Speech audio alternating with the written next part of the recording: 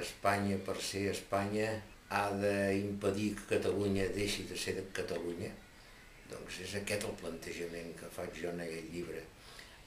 En aquest moment, Catalunya, que ha tingut un desenvolupament econòmic important durant els dos últims segles, es troba en una situació en la que juga una mica el seu futur, la seva supervivència.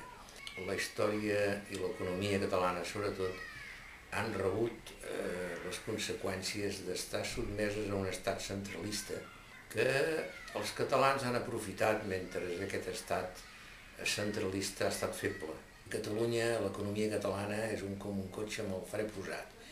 Aquest fre el posa un estat centralista, que és Espanya, que no ha entès mai el problema català, que no ha entès mai el problema cultural, però que tampoc ha entès mai el desenvolupament econòmic que hem tingut, fins que ells han agafat el relleu i el fre continua posat, de tal manera que hem de prendre alguna decisió. I per prendre una decisió hem de saber una mica on som i què ha passat i veure quin és el futur que ens pot esperar en les circumstàncies actuals.